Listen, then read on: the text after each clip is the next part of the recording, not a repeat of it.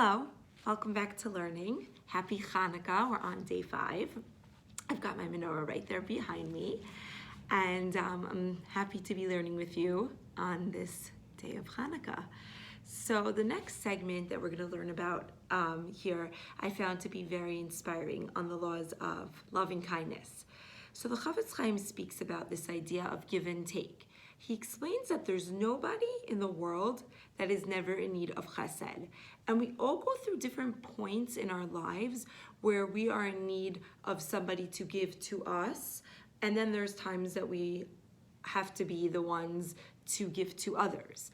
And he said, even the richest man, he gave the example, even the richest man, let's say he makes a beautiful wedding for his daughter. He gets the most amazing band and the most amazing flowers and the best caterer, but then nobody shows up to the wedding. It's a little bit of a depressing event if you hear invited all your friends and family and nobody came. Even he at that moment needs you to be there and share in his joy with him. And if God forbid he were to lose someone special in his life, he would need his friends there to share in his pain with him. And he goes on to explain even the most luxurious car could potentially break down on a dark highway. Even the most beautiful mansion can have plumbing and heating problems. So he says it's never something to feel ashamed of, and it's never something to feel haughty about if you're not in the need of chesed at the moment, because as life goes on, this cycle of us changing positions, of needing to be the givers or the takers, is constantly shifting. And it's a good thing to remember. That's kind of part of how God created the world. I'll never forget, years ago, before I was even married, I had gone away with a friend of mine, and she had told me that she was struggling a bit financially, and she was upset and she was crying. And I turned to her and I said, let me help you out. Let me give you a loan. Let me help you. And she said, no, I can't do that. And I looked at her and I said, why? Right now, you are in need of something from me. You don't think one day I'll also be in the need of something from you? And just like you know how much I love you and I'm here for you, I know you'll be here for me too. It's fine. I'm excited to do this right now. And so she took it. And sure enough, she called me a few days later. And she said, you won't believe this, Lisa. I was crying. I didn't know how I was going to pay my bills. Things were a little tight for me for that month. And a year earlier, she had been in a little bit of an accident. It wasn't major, but she was involved in a little bit of a court case, and she got a phone call a few days after our conversation. And she said, my lawyer just called me and told me that we won, and we won a significant amount of money. And just like that, she went from being in this position where she needed to like that, in a position where she was just not in need anymore. And this friend has given me many things from the years to come, just in terms of things that are worth so much more than money. She's been there for me for moral support and chizik strength in times when I needed it.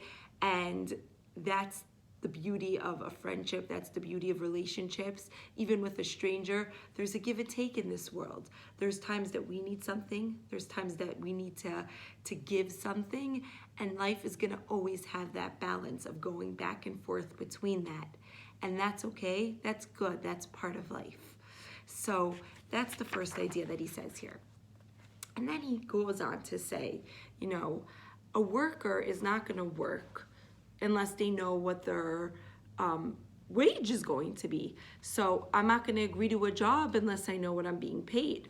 So he said, Hashem is giving us this job of chesed, yet we don't exactly know what we're being paid for it. And sometimes chesed's hard, and sometimes we are really stretching ourselves, and we're going way above what we thought we can do.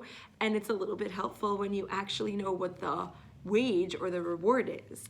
And so he says, it's a little bit cryptic. It's not exactly straightforward in the way that the sages describe our reward for things, but they do say that you will see reward for chesed in this world, but you will mainly see the reward in the next world.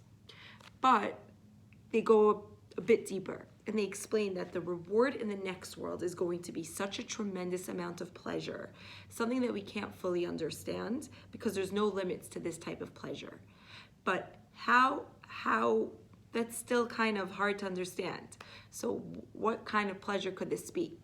So the pleasure that the sages are teaching us about is the light of Hashem's presence. So that's obscure, but it's this complete feeling of godliness and God's presence that are going to surround us. But part of what that means to have God's presence is for him to be something that's somewhat relatable, right? So if I am in the presence of an animal, let's say, and I don't like animals, then that's not such an enjoyable thing to be around. But if I'm in the presence of something very familiar to me, you know, a bubby, a zaidi that I'm very close with, someone a parent that or a child or a friend that brings me so much joy and love, then I am able to truly appreciate that. And how much more so the presence of God, which is very, very strong, and the presence of God, which is the most powerful feeling. But in order for me to appreciate this currency, I need to be speaking in that language, meaning the more I do chesed, we said this a few classes back, the more godly I become. And the more similar and godly I become, we say God is a God who does chesed. So the more that I do chesed, I become more like him.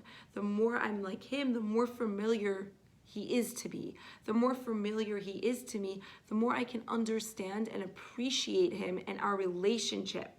We tend to gravitate towards those things that are similar. We like familiarity. We like things that have that reminiscent feel. So the more I do chesed, the more I'm becoming godlike, and that when I do receive the reward of the next world, which is a relationship and a surroundingness with God's light, it's going to be something I completely enjoy and that I love so much more because it's the same currency that I know. It's like if you live in a world where, and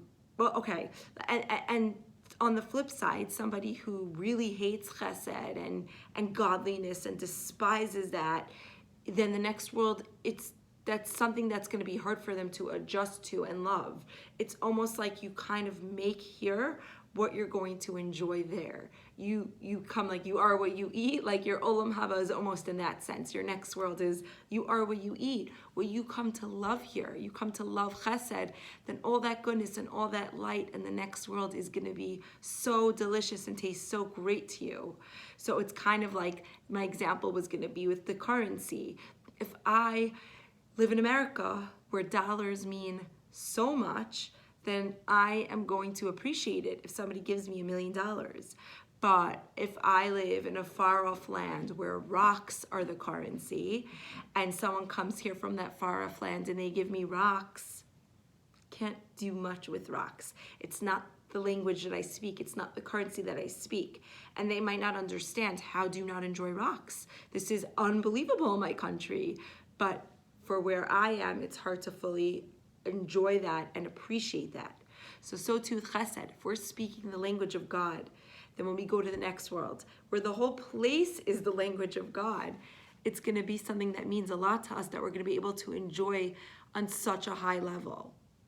So I know this was a bit of a deep idea, and I know that it's hard to understand. It's a little bit esoteric, but it's something that we can sort of tap into when we're able to be a bit more godly and a bit more caring for one another. We will reap and enjoy the benefits in this world and the next. Have a great week.